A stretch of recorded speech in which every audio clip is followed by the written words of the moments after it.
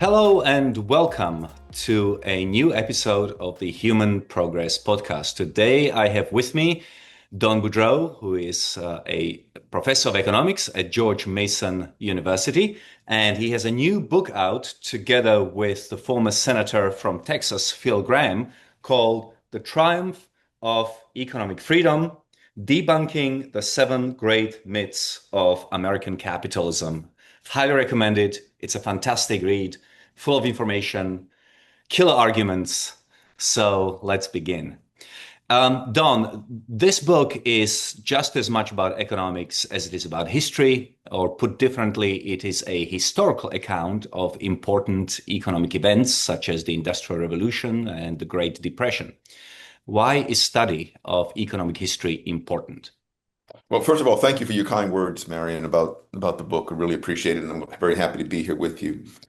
Um, so, in a way, the answer is obvious, right? If we know what we think we know about the past determines how we assess current policy and the future. If we think that in the past, uh, monetary policy did this or did that, then that's going to affect how we think monetary policy should be conducted today. If in the past we think that tariffs were used successfully to help America industrialize, then we're going to be more favorable toward tariffs today. So we have to know how various policies, or do our best to know how various policies in the past worked to give us some guidance to understand if and how they'll work or not today. And history, of course, can be used. It can also be abused and misused. Most of the misuse of American economic history, I believe, is purely innocent. Um, People look at raw data, raw facts. They don't filter those raw data or facts through appropriate theory. We can only understand, ultimately, we can only understand facts and history by having some theoretical way to weave them together to make sense of them. And so that's what we try to do in the book. We look at history, American history, with a little bit of English history, as you know, in order to be able to get a better grasp of how current policy debates might be improved. If we can correct historical misunderstandings that affect policy discussions, we might make today's policy discussions more productive. Right. I'm also a big believer that, history holds lessons that we should learn from. Conditions change, but human nature remains the same. And on a macro level, when it comes to debates, the big debates between the left, the right, and the classical liberals, the question is, like, when it comes to the Great Depression, who was responsible for it? Was it the excesses of capitalism? Was it something that the state did? So by learning the right lessons, you can also sort of you also form your views about the about capitalism, about the free markets, and about the state intervention in them. Yeah, I mean, there's a famous statement in America.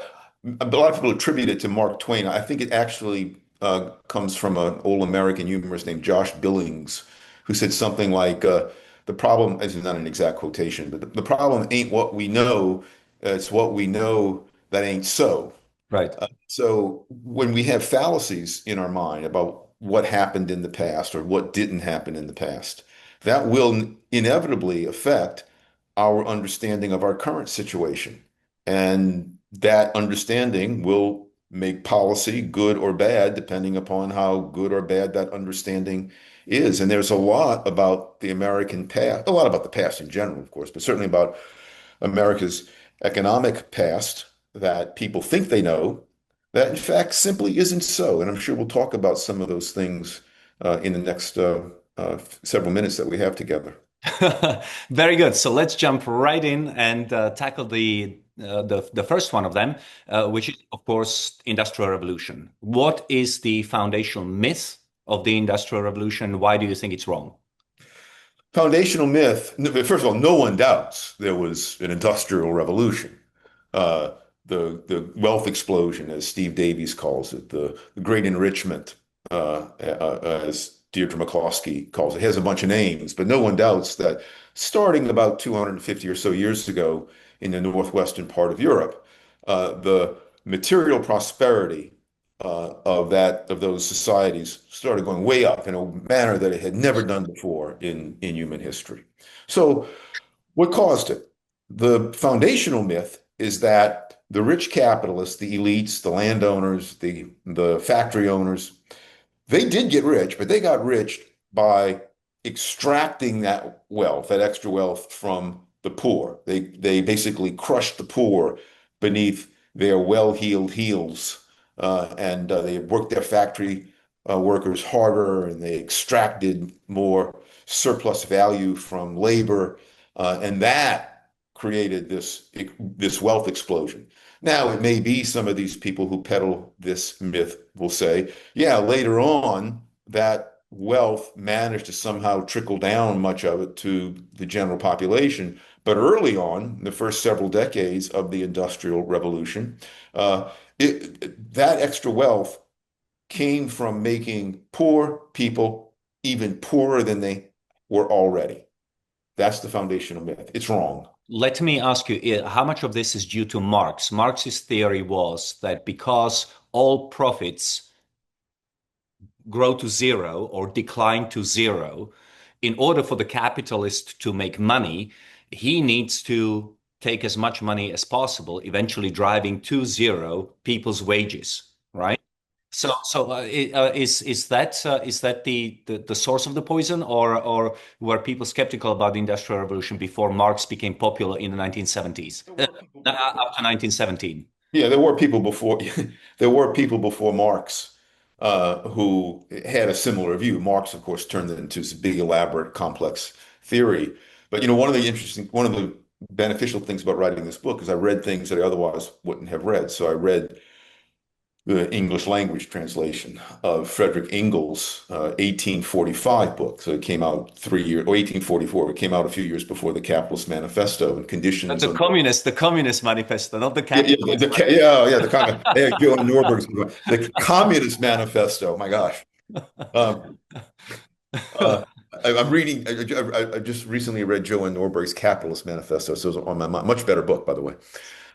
So I read Frederick Engels' Conditions of the Working Class in England, and he has these remarkable statements in there. As far as I can tell, based upon no real research, but he makes these claims that, well, prior to the rise of the factories, English peasants lived happy, lovely, healthy lifestyles, out in their rural villages, and they would frolic by day and do a little bit of work from time to time, and then they would sing songs and hold hands, and everything was lovely. Then along came these factories, and they started employing these people, and then that really made the ordinary peasant's life much, much worse. And it's from the the extraction of the value of the output from these peasant workers that the wealth of the English capitalists was taken, and that was the source of the wealth of the Industrial Revolution.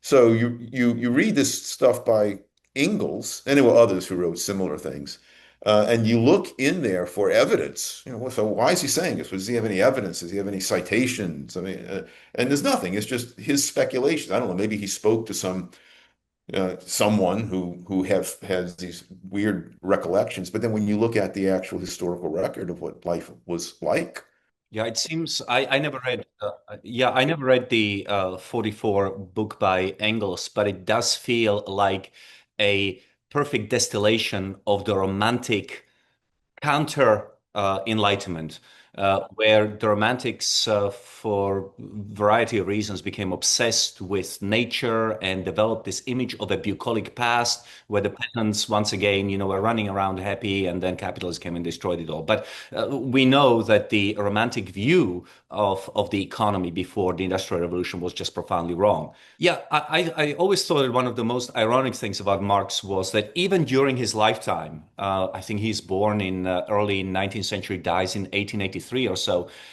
Wages of the British workers have actually increased by something like 130%. But there's always a question about, was there a pause?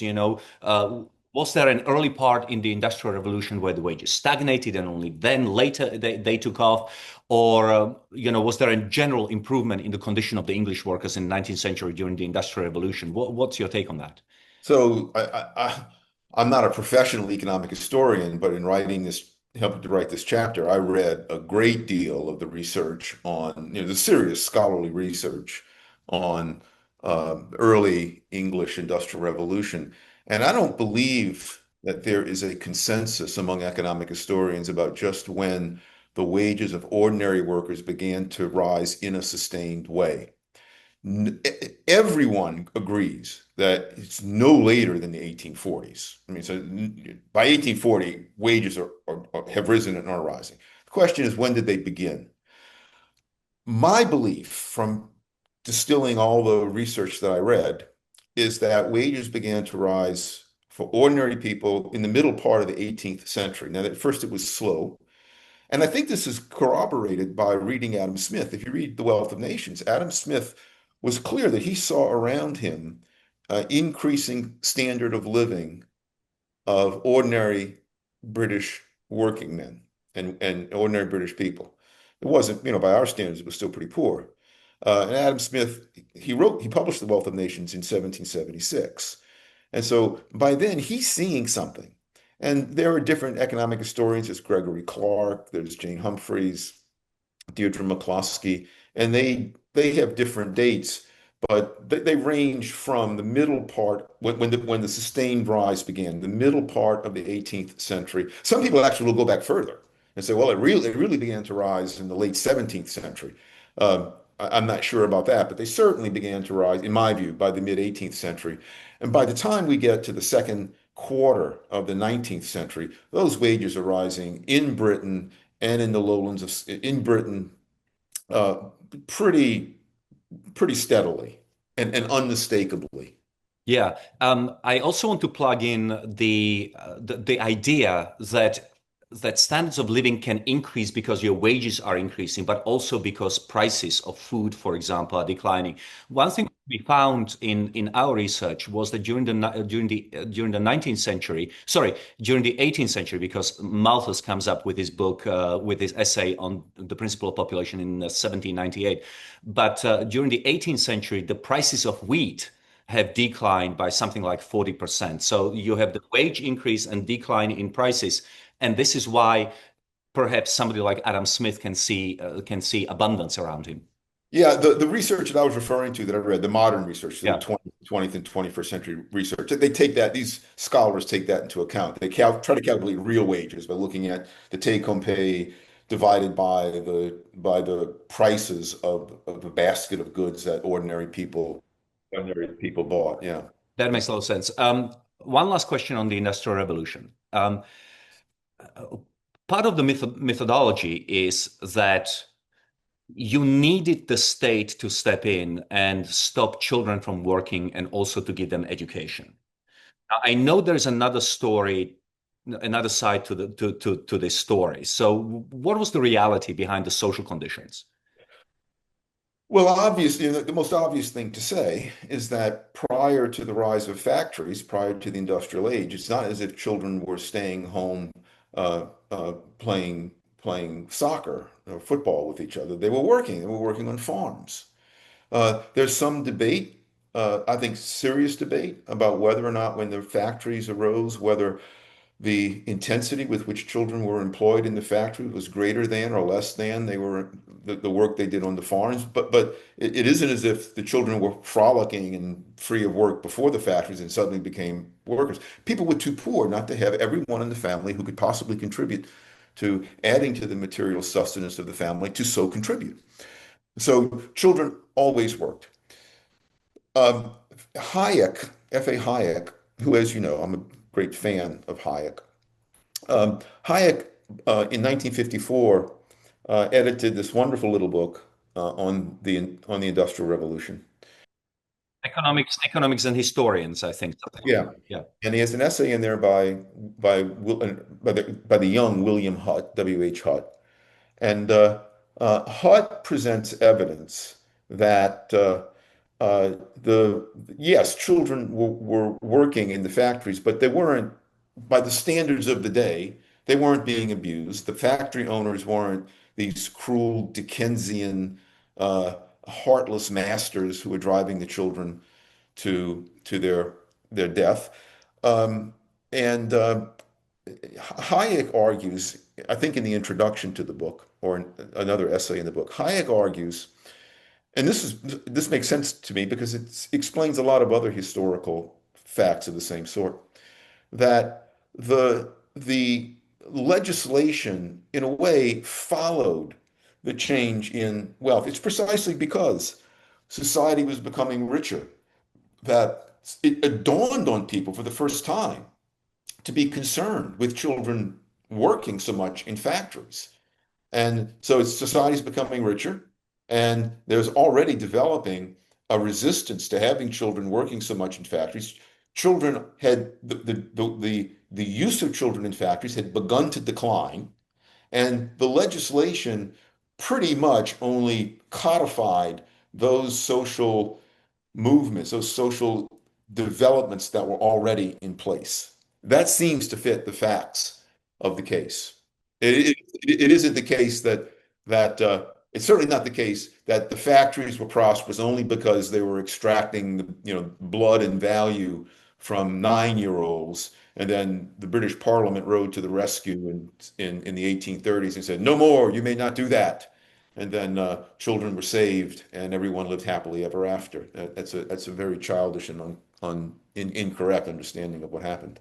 Yeah, it's one of the most misunderstood, I think, points about the Industrial Revolution. And I think that the way that it needs to be explained, or something I tried to do before, is that it was pointless in the 18th century, for example, for people to think about, are we going to abolish child labor? Because every child was employed, right? It never occurred to anybody that there could be such a thing as a childhood without work. It's only in the 19th century, after certain um, fraction, certain share of the English labor force has enough money to take their children out of work and put them in schools, that it suddenly dawns on humanity, wait a second, it's possible not to have children working. But that would have been inconceivable idea in the 18th century and hundreds of thousands of years before that. Yeah, we can't, we're so rich today. We can't, it's very difficult for us to conceive how life was for ordinary, well-meaning people.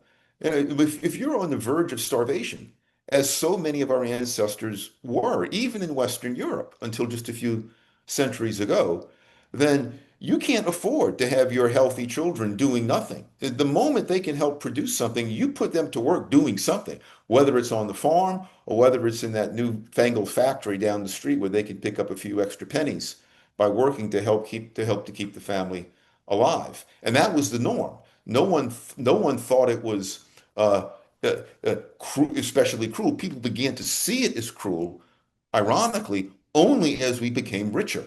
That's right. That's right. Moving on to the second myth, trusts, or as we call them today, monopolies. We hear surprising amount about the power of monopolies today in today's America. Just yesterday, I was giving a talk at GMU, and somebody asked me about the power of monopolies. I'm not sure why. Um, Given that the same people who are complaining about power of monopolies in economics have absolutely nothing to say about monopolies in education, government monopolies in education or provision of healthcare and so forth. But let's go back to the 19th century, which is what your book is concerned with primarily. What was the trust problem and what was the solution meant to address? So, some of the earliest original research that I ever did as a young scholar, back in the 1980s when I got out of graduate school and started my career teaching at George Mason, was looking into the actual history of the Sherman Antitrust Act, which was enacted in 1890. And I had the good fortune, I had a colleague, Tom DiLorenzo, who had just published a wonderful paper on the origins of the Sherman Act. And in that paper, Tom so this paper was published, Tom's paper was published in 1985. So 95 years after, nearly a century after the enactment of the Sherman Act. And astonishingly, no one in that near century long period had ever bothered to look to see what actually happened to the prices and to the outputs of the industries in the 19th century that supposedly were monopolized, that supposedly required the intervention of government to save consumers from monopoly. So Tom looks at these data, he goes to the congressional record, figures out, okay, this firm, that industry, these are all mentioned as monopolies. Look, we can get data on a lot of these, on outputs, prices, and Tom adjusted them for deflation. It was a deflationary period from the end of the Civil War until the early 20th century. And what Tom found uh, is that in the decade leading up to the Sherman Antitrust Acts in the 1880s, uh, the prices of the allegedly monopolized industries, the prices of their outputs, they not only fell, they fell faster, much faster than did prices for the economy as a whole. And this is inconsistent with the monopoly story. Monopolists are supposed to raise prices, not cut prices. Outputs of these industries not only rose faster, and in almost all cases, much faster, multiple times faster than did the output for the economy as a whole. And it was a booming period by and large. So this is completely inconsistent with the monopoly story. Monopolists are supposed to restrict output and raise prices. And so I began to look a little bit, partly doing some work with Tom DiLorenzo, look more deeply into what went on then. And in 1889, not 1890, in 1889, several US states enacted antitrust statutes, things that were called antitrust statutes. And you look into the history of this, and just to summarize, here's what we found. There was no monopoly problem, true monopoly problem in the 1880s. What there was a competition problem. There was an entrepreneurial innovation problem. By the 1880s, we had, for the first time, we had a fully transcontinental economy, connected by the railroads, physically connected communication-wise by the telegraph, and then soon thereafter by the telephone. So a lot of firms can now take advantage of economies of scale that before were impossible to take advantage of.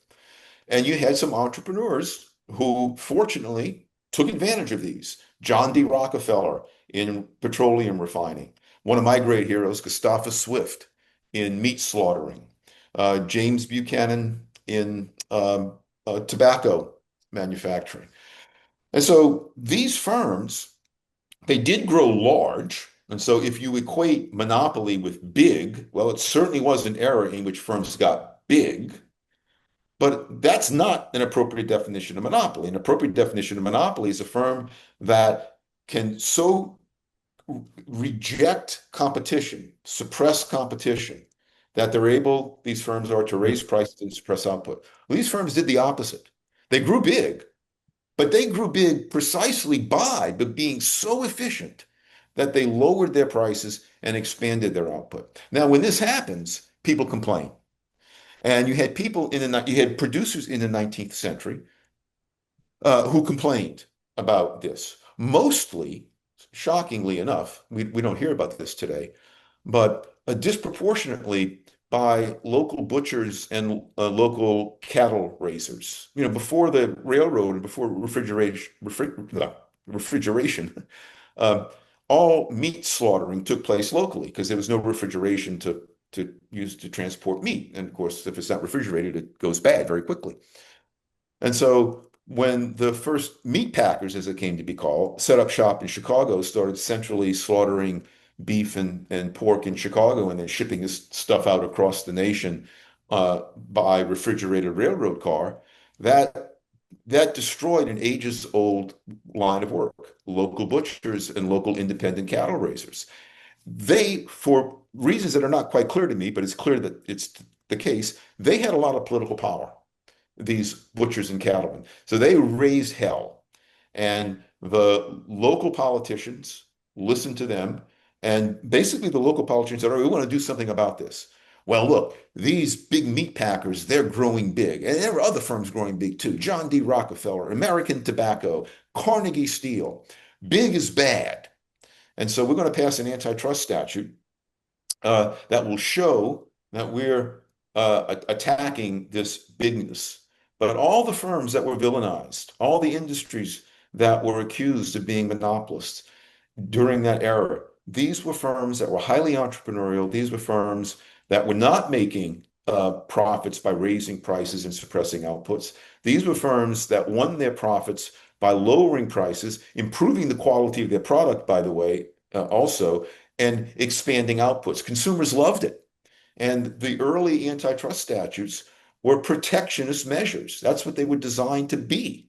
They were designed to be protectionist measures. That's what their supporters hoped they would be used to be. Now, as things go, legislation is always a series of compromises. And so the wording of the Sherman Act is famously vague or infamously vague. But there's no doubt in my mind.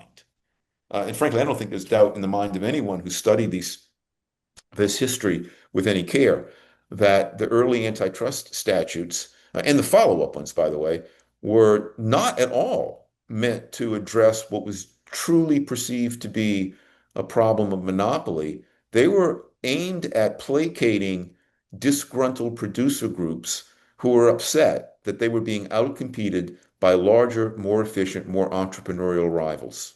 That's interesting. So your explanation basically confirms the conversation I had only, less than 24 hours ago, because nobody suggests, for example, that Apple is a monopoly in a sense that you cannot walk into a Verizon store and pick up an Android phone.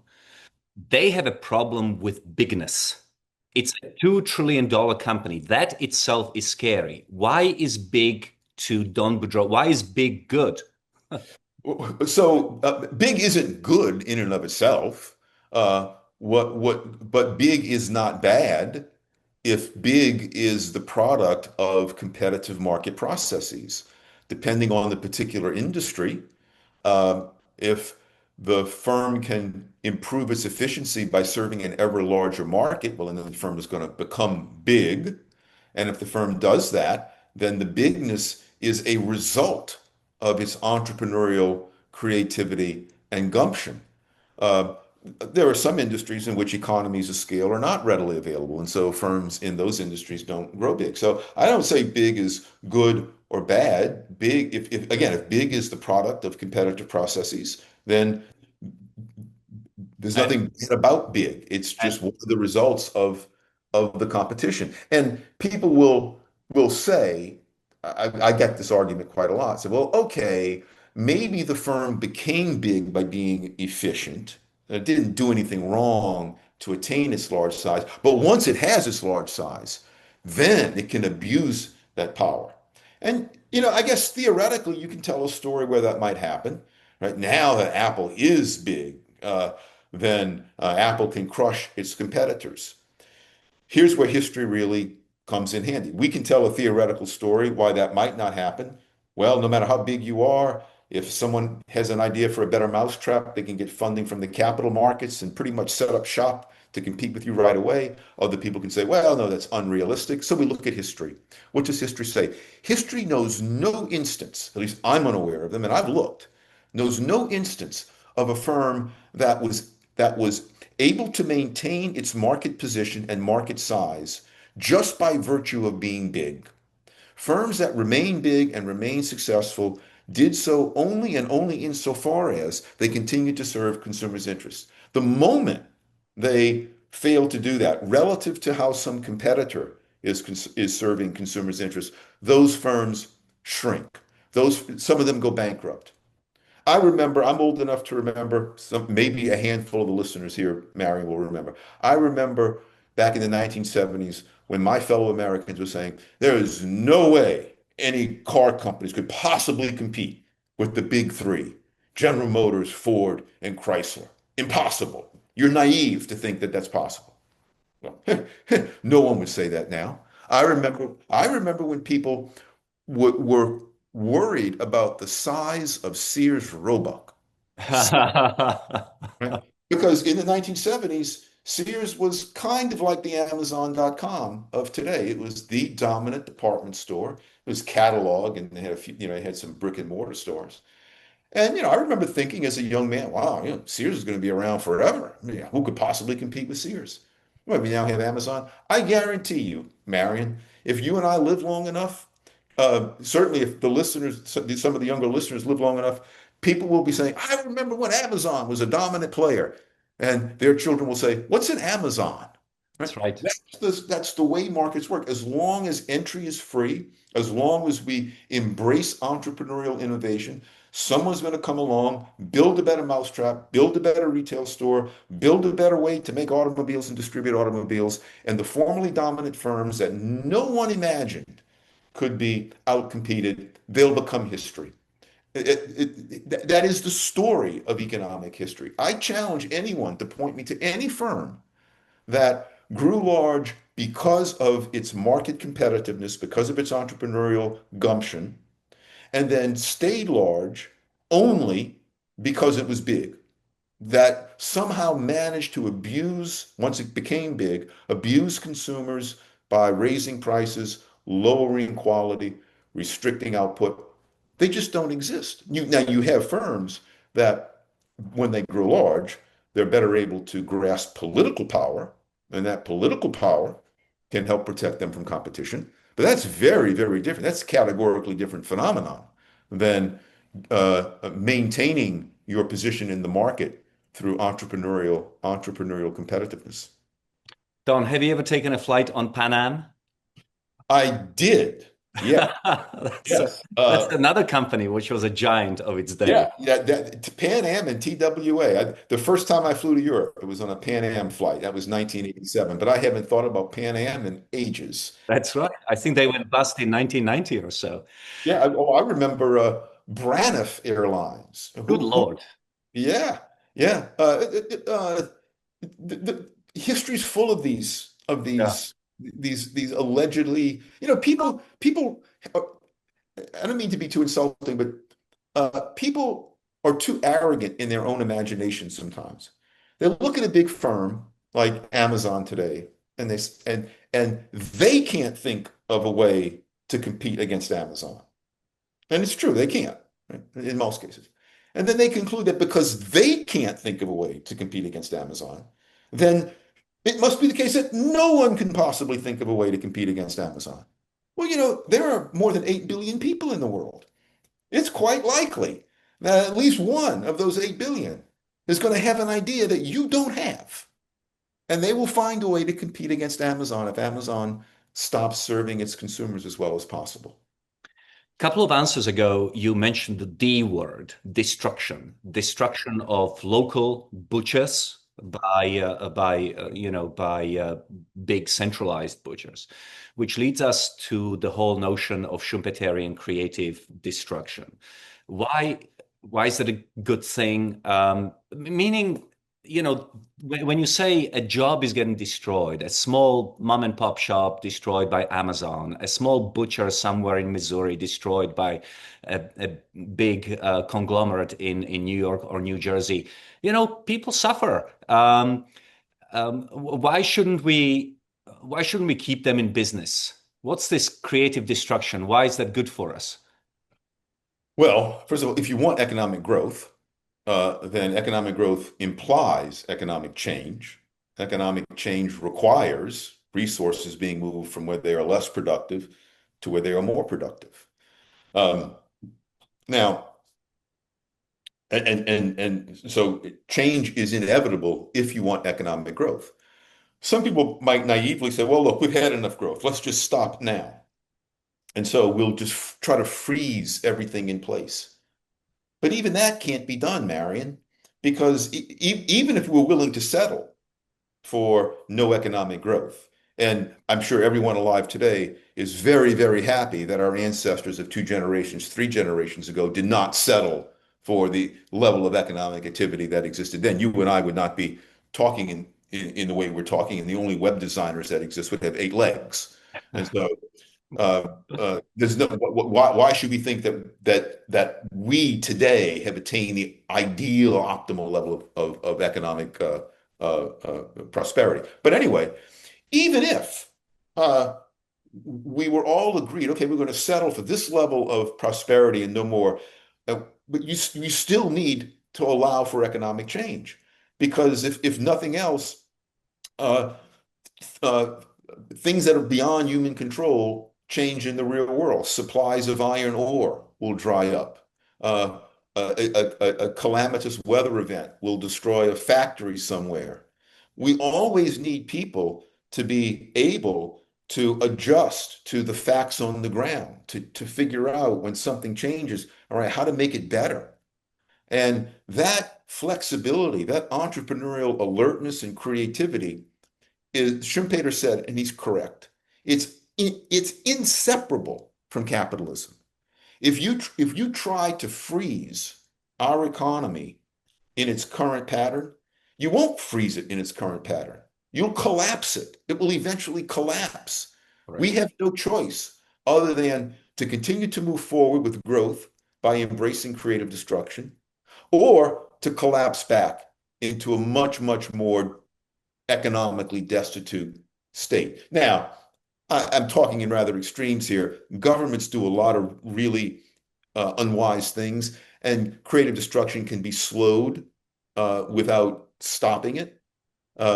And I'm against that, but obstructing creative destruction doesn't necessarily stop it. But if we manage to stop it, as some people want to do, then we will all pay a very severe price. It would be a true calamity of a sort that even the worst, even the most pessimistic environmental worrywart could not possibly imagine. Yeah, I think that's fundamental. I think stagnation really equals destruction in the Yes, end, or yes. death, because there are, in Donald Rumsfeld famous words, unknown unknowns. There are going to be challenges that humanity is going to be facing, whether it's going to come from space or from microorganisms. And we want to be as rich and as technologically sophisticated as we possibly can to address those problems. Okay, on to the big one, the biggest one of them all, the granddaddy of them all, the Great Depression. Can you steel man the anti-market position about what happened in 1929, what went wrong? Yes. In the 1920s, a fundamental contradiction of capitalism reached its peak. The rich got richer. The poor, they may have gotten richer, but they didn't get richer at the same rate. Rich people spend a smaller portion of their incomes than do poorer people. So by the late 1920s, you had an increasingly unequal distribution of income. Uh, a smaller portion of that income was being spent because it was being grabbed by the rich. And so America's factories were producing more than America's factories could sell. And when America's factories are producing more than America's factories can sell, then a terrible spiral takes place. The factories start laying off workers. That further reduces the income of factory workers, people lower down on the income distribution. They reduce their spending. That further reduces the demand for economic output. That further reduces employment. All of this happened. Unfortunately, I'm still steel manning the argument, when Herbert Hoover was president and in office. And as everyone knows, Herbert Hoover was a staunch advocate of laissez-faire. He was a do-nothing president. So the Depression happened, and Herbert Hoover did nothing. He just basically sat in the White House and twiddled his thumbs, hoping this recession would go away. I mean, they went away in the past. Why won't they go away now? Um, and then, of course, it got worse. 1932, 1933, those truly were the depths of the Depression. Unemployment in America hit 25%. And if you look at non-agricultural employment, it was well over 30%. So in the cities and towns, it was, one out of every three people basically was unemployed. Fortunately, but not unsurprisingly, the American people elected Franklin Roosevelt to office. And Franklin Roosevelt, although not perfect, he came to office with a whole bunch of really good ideas and really well-meaning and smart advisors. And so they developed the New Deal. And the New Deal was a system of programs that some of them were for relief, but many of them, the core programs, were for recovery.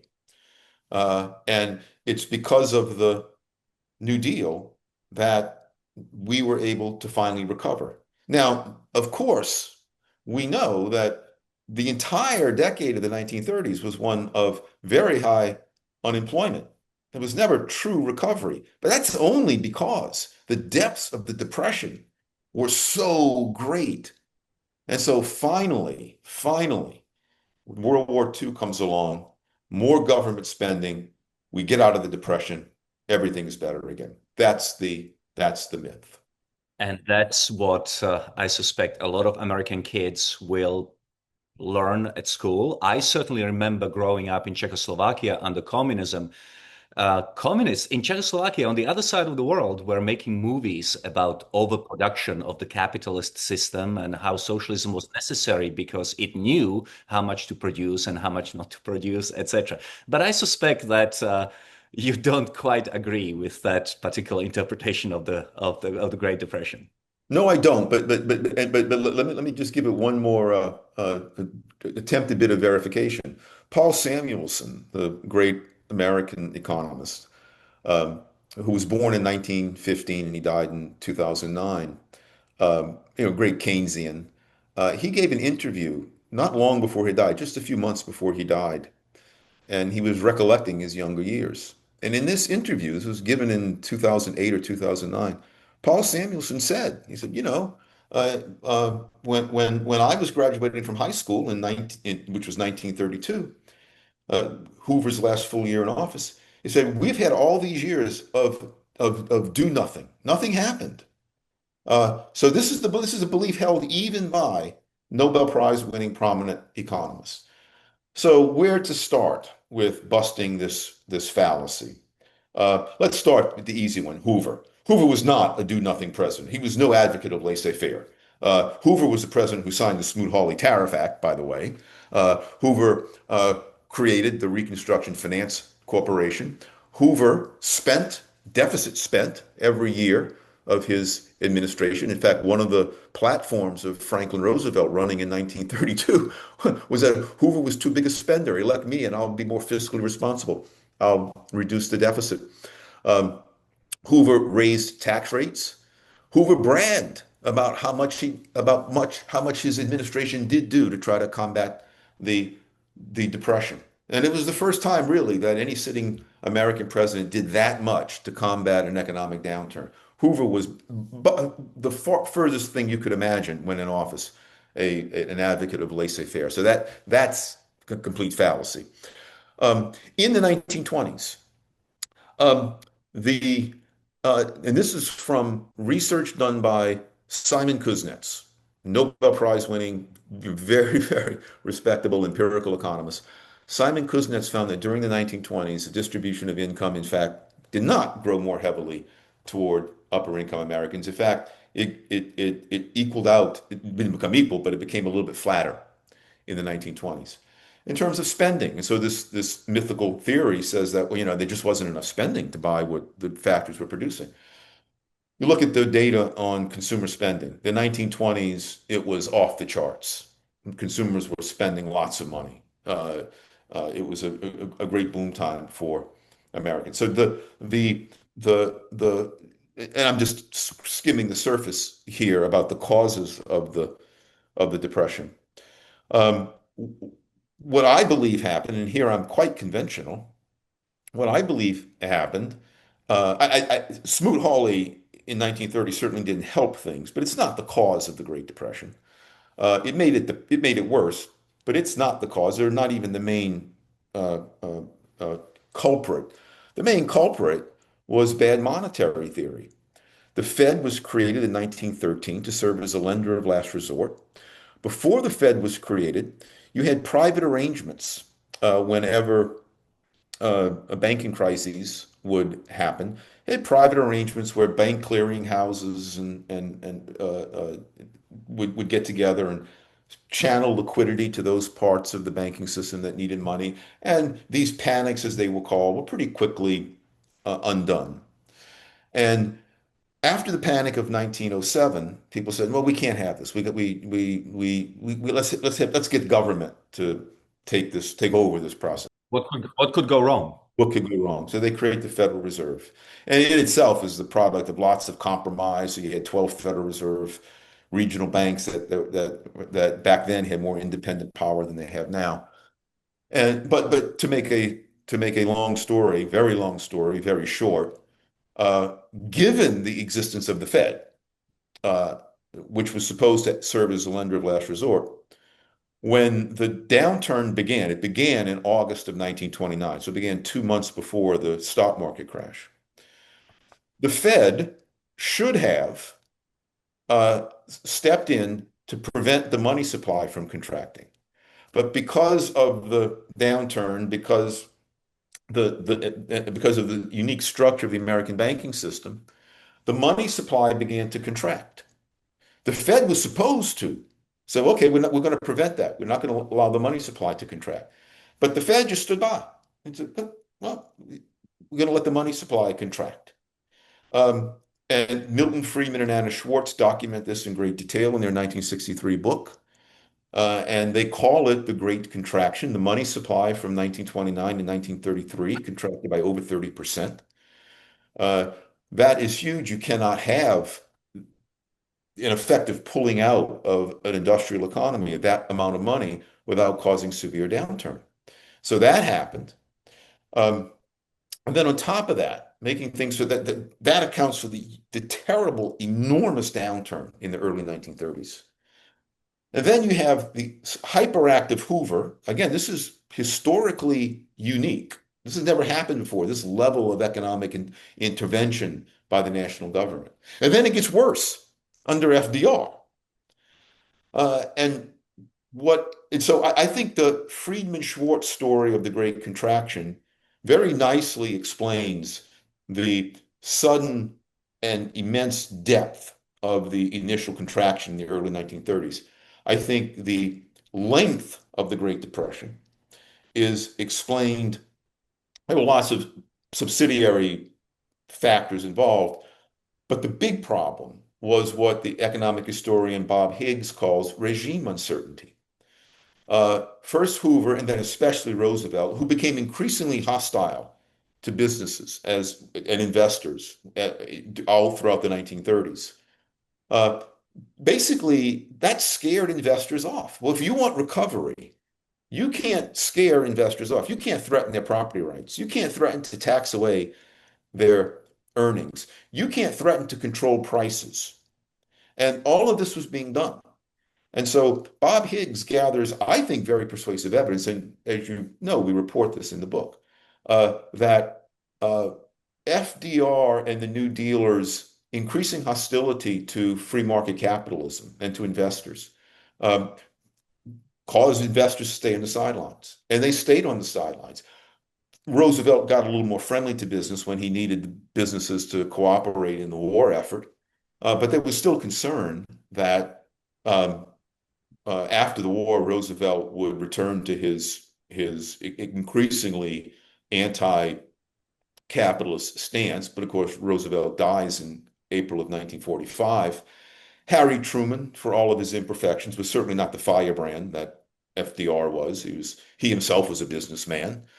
He was perceived quite rightly as being much less radical than Roosevelt. Harry Truman had no New Deal. He had a square deal, as he called it, for America.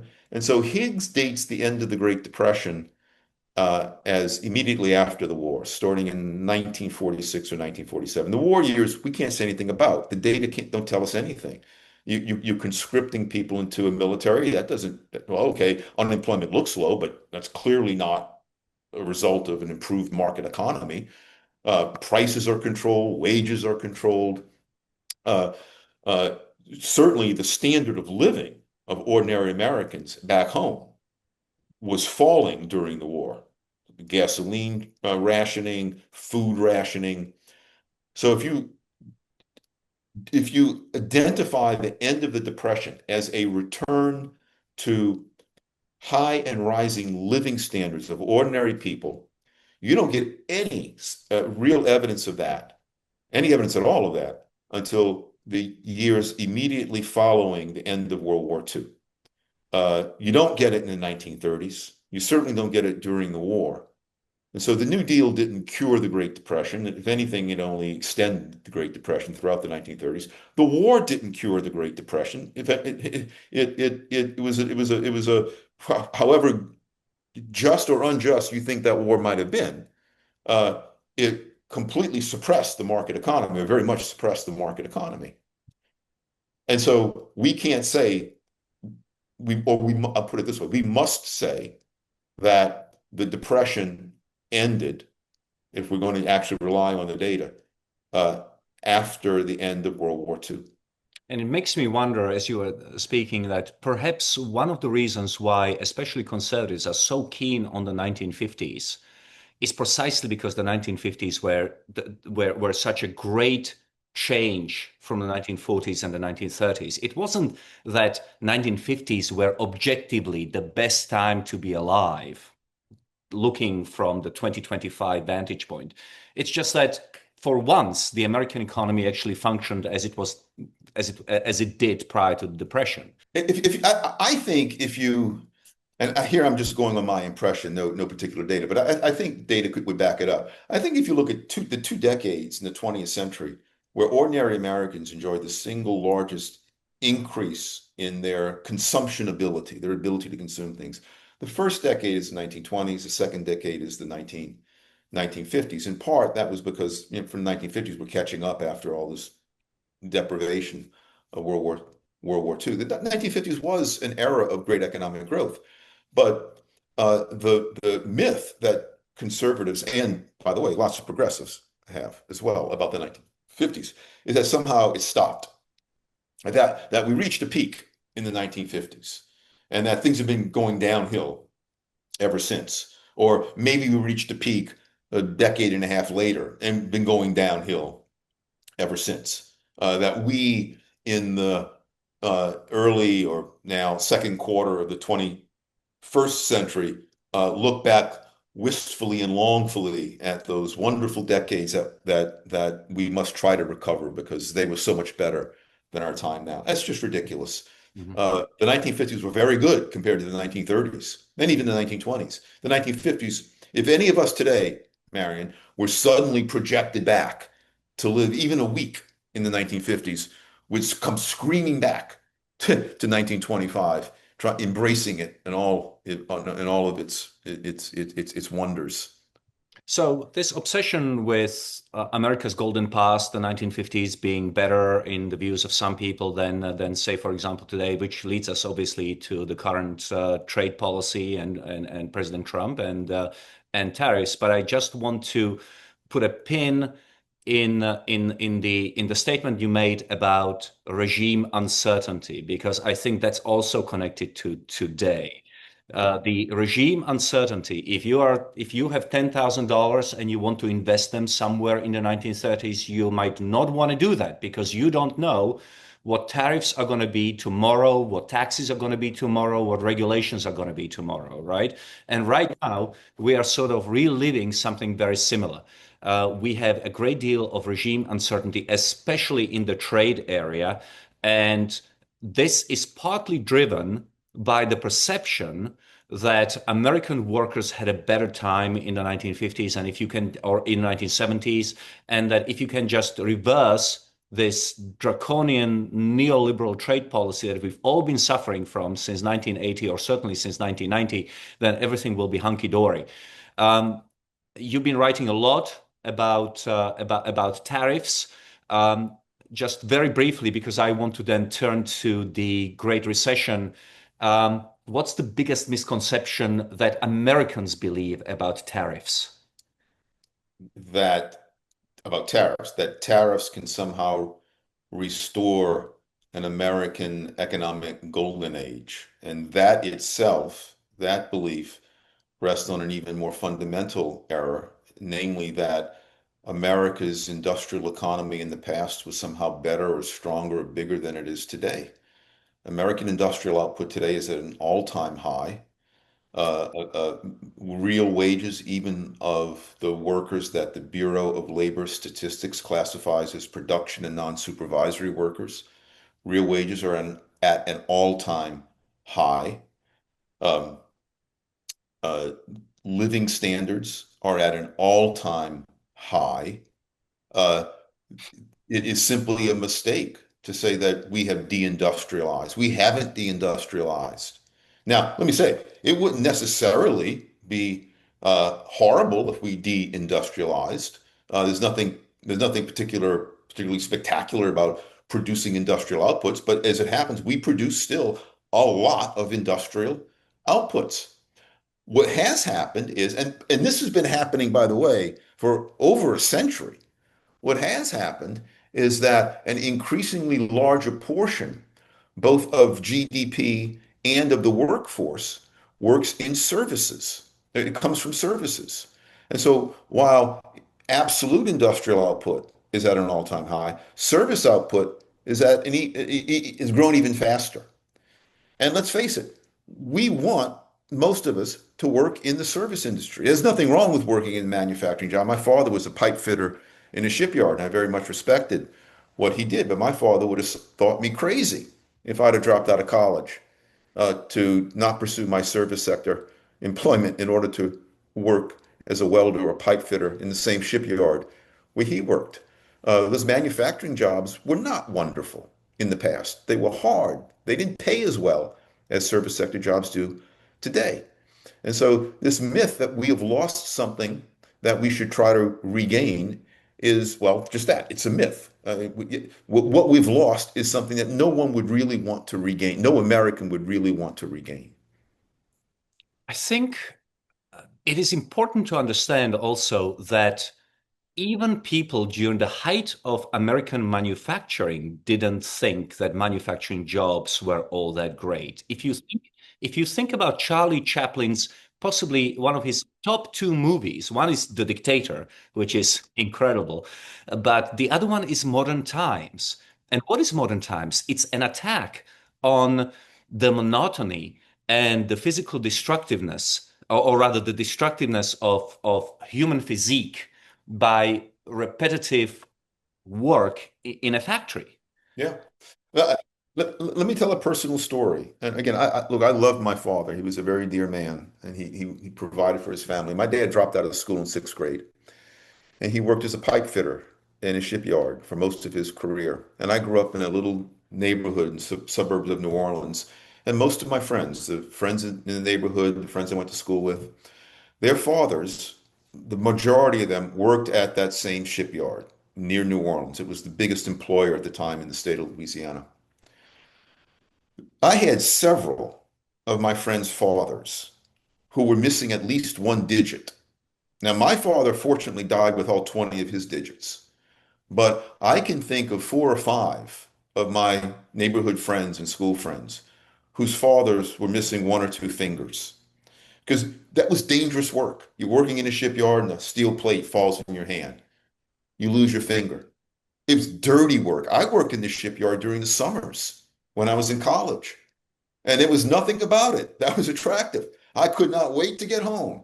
And if anything, it gave me further incentive to stay in school. It's dirty. It was miserable. It was monotonous. There was nothing about it that was attractive, and it didn't pay all that well. So, Where does I've been very heartened by the fact that 80% of Americans say that they are opposed to higher tariffs. Do you think that is an outcome of American education? So we've been very critical of American education, and I think rightly so. In fact, we could be critical about education in Britain and many other countries. But perhaps the saving grace is that there are certain lessons that have been repeated in textbooks time and time again, such as the destructiveness of smooth holly, that American kids have picked up in school that sort of stayed with them. So that's one alternative. The other alternative is that American people simply feel the impact of tariffs or fear the impact of tariffs and are justly freaked out by it. Do you think? Do you have any memories about learning about smooth holly? Do you think that that has penetrated the American mind, or is it more like, we can see the danger and we don't want to go down that route? I think I probably didn't hear of Smoot-Hawley until I was in college, but I Okay. can't say for I can't say for sure. I don't remember when I first heard about Okay. Smoot-Hawley. I think it's a really good question, Marian, and I'm not sure I have a complete. In fact, I'm That's sure fine. I That's don't fine. have it. Actually, But let me say this: when Smoot-Hawley was enacted, trade was a much smaller portion of the American economy. Trade, although nowhere near a majority of the American economy, it's a much larger portion of the American economy today. Being a much larger portion of the American economy today, when you mess with trade, you're going to have price effects and output effects that are more noticeable than when trade is a smaller portion of the American economy.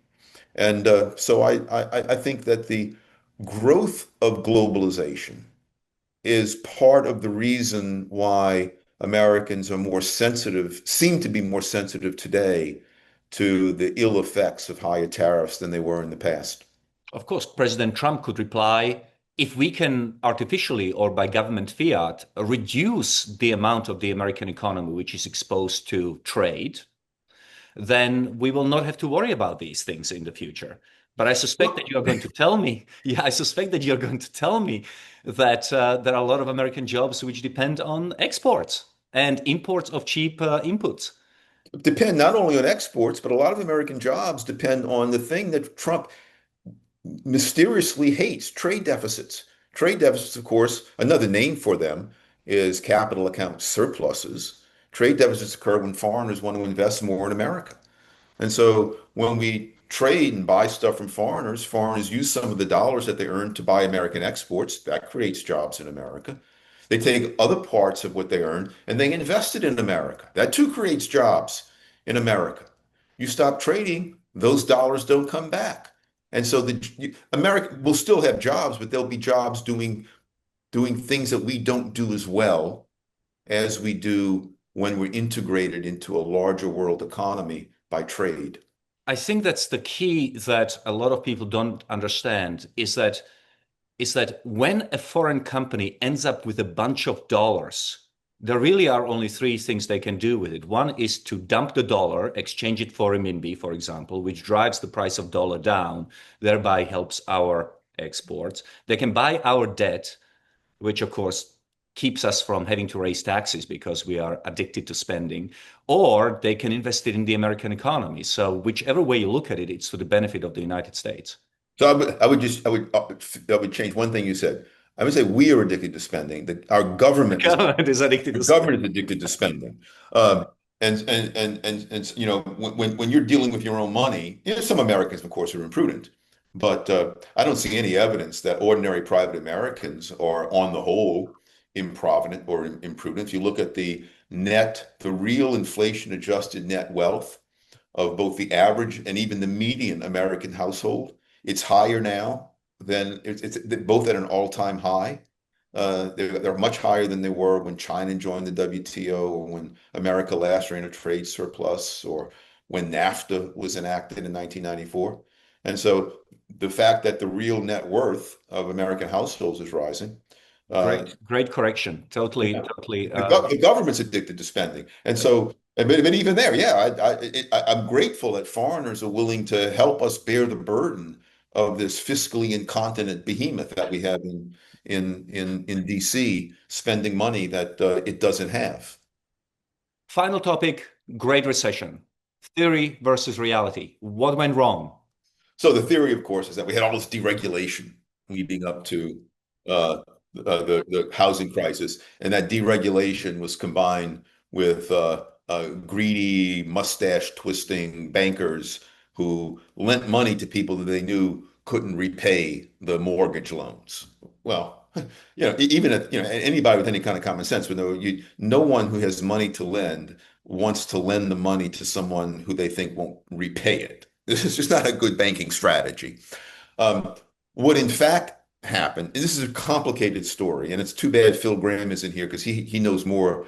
He's more of a master of the details than I am. But basically, what happened is starting in the early 1990s and really picking up in the latter part of the 1990s, the government became intent on increasing the rate of home ownership. Well, how do you do that? You make it easier for people to get home mortgages. Well, why didn't more people have home mortgages than had home mortgages in the, say, the mid 1990s? Well, it's because not more people had met the credit standards that were traditional in extending mortgage loans. So the government, basically, this is unacceptable. We want banks to extend more mortgage lending to people that they otherwise wouldn't extend mortgage lending to. Well, how do you get banks to do this? Banks, in fact, don't want to lend money to people who are in excessively high risk. So the government basically says, I mean, I'm simplifying a lot, but even though Fannie and Freddie Mac were nominally private, they were pretty much under the control of the federal government. The federal government said, so look, you have to buy, you Fannie and Freddie, you have to buy increasingly large shares of your portfolio have to be of subprime mortgages. Otherwise, we're going to do all kind of nasty things to you. So the government's pressuring Fannie and Freddie to hold increasingly large share of subprime mortgages. So Fannie and Freddie are going to guarantee these mortgages. Well, you're a bank in Omaha, Nebraska, or in Culpeper, Virginia, and someone comes to you to borrow money to buy a house. In the past, you'd said, I'm sorry, you don't have 20% to put down, and you don't have good enough documented income. Not going to lend you the money. But now, Freddie comes by and says, look, I really want to buy some subprime loans from you. And so if you make some subprime loans, I'll buy them from you. I'll relieve you of the risk. So now that same borrower comes back and you say, oh, I have good news for you. I'll lend you the money now.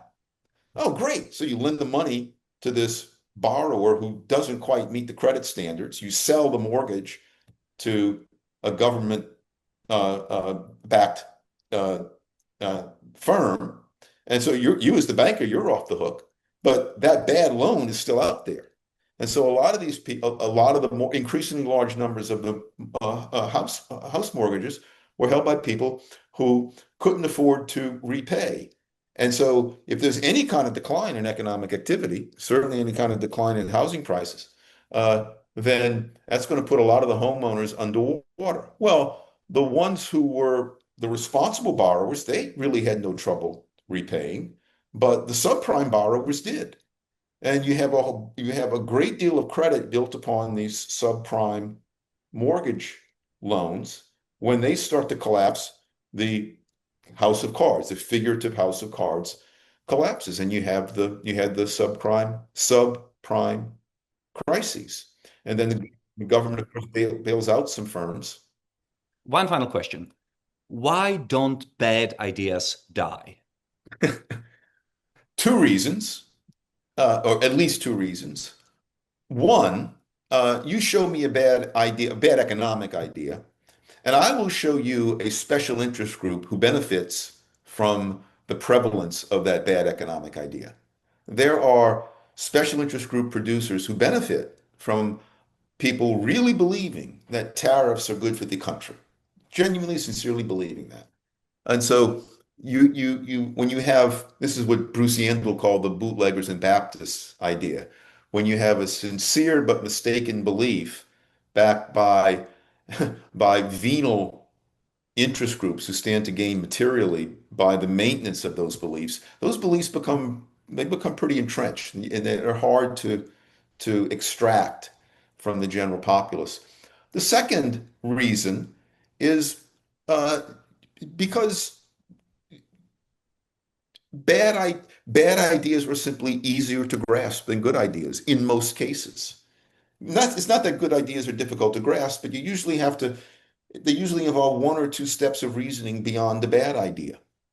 And so to push out bad ideas and replace them with good ideas requires good education, the kind of thing you're doing, the podcast, the things that you write, so all the effort that people, Marian, who we know who are in our circles, the things that we're doing, all the blogging and podcasting and tweeting, um, it's a struggle to uh, present good ideas alongside those of bad ideas. But we have no choice. We have to keep doing it.